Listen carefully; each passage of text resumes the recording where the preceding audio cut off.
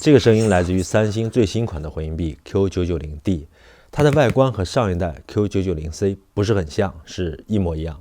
但它今年有一个对游戏玩家来说很重要的升级 HDMI 2.1。这个视频你们将看到我们用电影和游戏的片段来演示它各个声道的表现，新款升级了什么，还有我对它的评价。Q990D 的声道数量和上一代一样，还是11.1.4。在这11个地面声道里面，左、中、右和2个后环绕是直达声，左右两侧的环绕呢是反射声。在开启标准模式的时候，侧环绕只有这2个声音单元负责；开启环绕模式的时候，侧环绕是这6个声音单元负责。所以现场听起来环绕模式的声场会更开阔一些。你可以戴上耳机听一下它环绕声的衔接，特别注意苍蝇。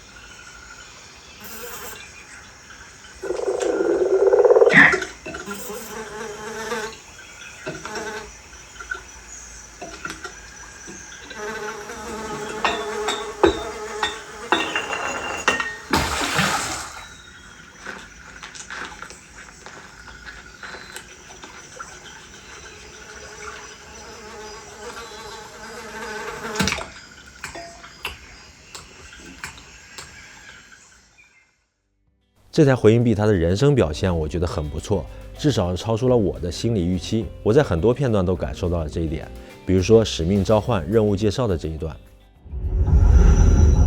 Information from Volkov confirms their worst fears. Prussia smuggled a nuclear device through East Berlin. We can't be certain of that yet. He has it. We're sure of it. We found encrypted geo-coordinates with Volkov's nuclear intel. An unpopulated region within the Soviet Republic of Ukraine. 还有下面这一段的疯狂 Max 的人声。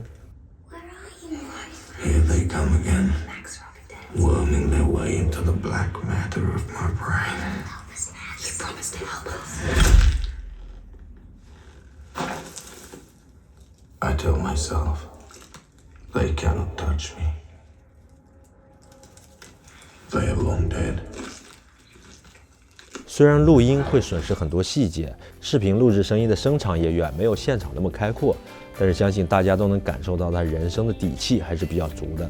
它的中置和左右声道之间有这6个低频单元，我想它们在人声厚度的表现上起到了很大的作用。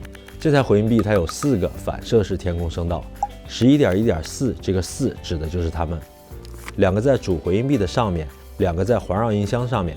我经常用直升机这个片段来测试天空声道。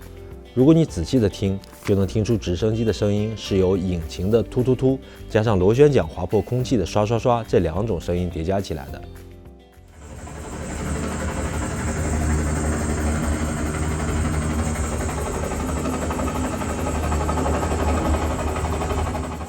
引擎声的突突突是中低频，划破空气的刷刷刷是高频。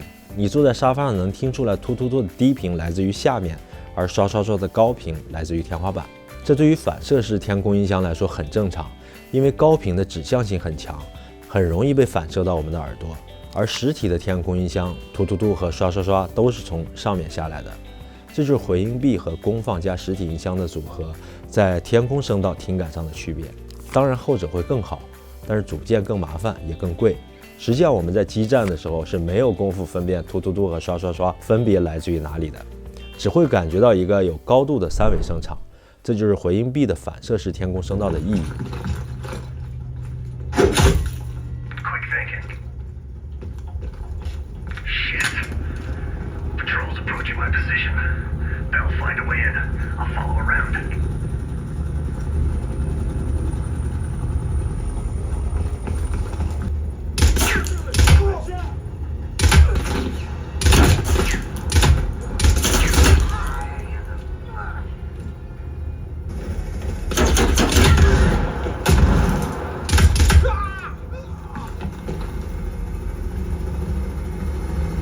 Don't let the chopper find you.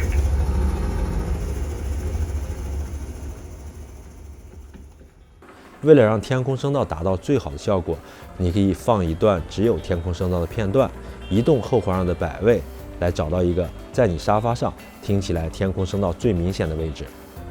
Q990D 它和上一代一样，有4种声音模式，其中只有标准模式是根据音源自身包含的声道数量来回放声音的，而另外的3种模式呢，它会把声音映射到回音壁的全部声道来回放。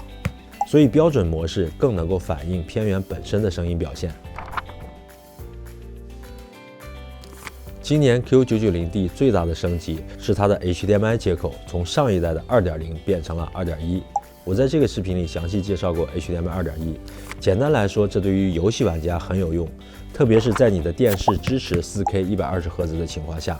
比如说游戏主机或者是 PC 发出 4K 120帧的视频信号，要先经过 Q990D。由于它现在支持 HDMI 2.1，就有足够的带宽让这个视频信号通过传输给电视，你就能同时获得最高分辨率加最流畅的游戏体验。如果你的回音壁不支持 HDMI 2.1，主机或者 PC 就不会发出 4K 120帧的视频信号。当然也可以通过1.2K 音频回传来连接，让视频信号直接给到电视。但是有些电视和回音壁用音频回传的方式连接会有兼容性或者是延迟的问题。这2张图是三星旧款和新款回音壁对于视频信号的支持能力。结合这张表格推测 Q990D 的 HDMI 2.1带宽应该是40Gbps。另外新款多了2种声音模式，分别是聚会模式和私密模式。这2个模式有不同的使用场景，比如有朋友来你家玩跳舞游戏，每个人站的位置不同，有的人靠近主回音壁，有的人靠近环绕音箱。打开聚会模式之后呢，会让主回音壁和2个环绕音箱同一时间发出同样的声音。这样的话，站在任何位置的任何人都能听清楚音乐的节拍和细节。这个功能显然在大空间里开 party 很有用，但是对我这种宅男来说，这辈子可能也用不了几回。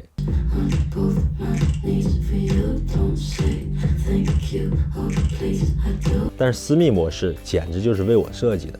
夜深人静，家人都睡了，打开私密模式，主回音壁和低音炮会关掉，声音会变成立体声，只从2只后环绕音响发出。把它们放在我的沙发2边，离耳朵近一点，声场就会从整个房间缩小到脑袋附近了。离耳朵近，音量就要放小很多，那就不会打扰到家人休息了。同时因为离得近，细节反而更丰富，就像一个超大号的耳机，但是声场又比耳机要大很多，还不会像耳机那样戴久了夹脑袋。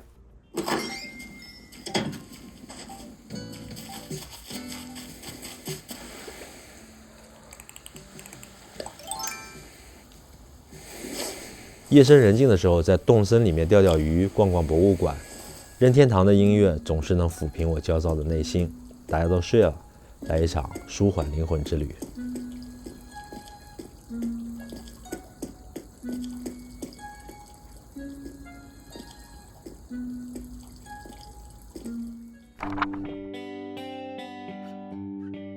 主回音壁上的屏幕像很多回音壁一样非常的小，如果你用遥控器切换一个声音模式，要等好久才能看全，所以一定要安装它配套的软件。在国内是三星 Connect， 海外版是 SmartThings。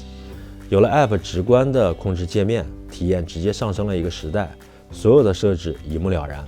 均衡器如果选择标准模式，点均衡器里的高级就会有7个频率可以调节。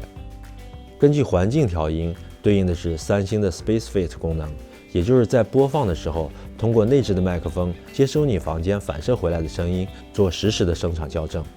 低音扬声器就是调节低音炮的音量，如果你的房间听到有嗡嗡的低频驻播，可以减少这个音量，不需要关小整体的声音。在设备设置里边，可以单独的调节不同声道的音量，比如你的环绕音箱离你很近，可以把它调小一些，保证整体声音的均衡。自动调节音量，内置麦克风如果收录到你的环境噪音比较大，就会自动把电影的人声给放大，让你听清楚对白。这2个新的模式在 App 里面无法开启，应该是 bug， 毕竟现在它还没有上市，目前只能通过遥控器的这个按钮来设置。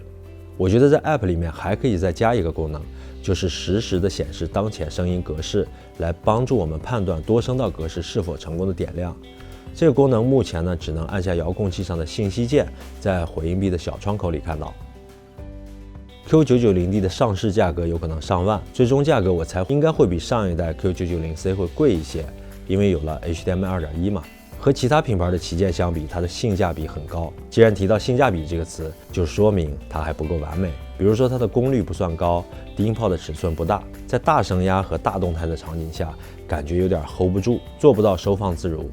这种情况下，声音的失真是可以听出来的。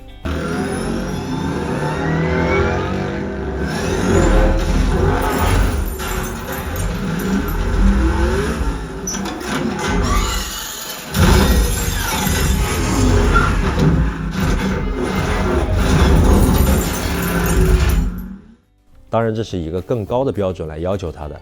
如果从入门家庭影院从无到有的这个角度来看，首先能解码最新的环绕声音频格式，有宽大的声场，有不错的声音方位感，明亮的高频细节。另外，它的人声表现超出了我的预期，再加上 HDMI 2.1对于 4K 120帧游戏的支持，总的来说 Q990D 绝对算一台量大管饱的旗舰回音壁。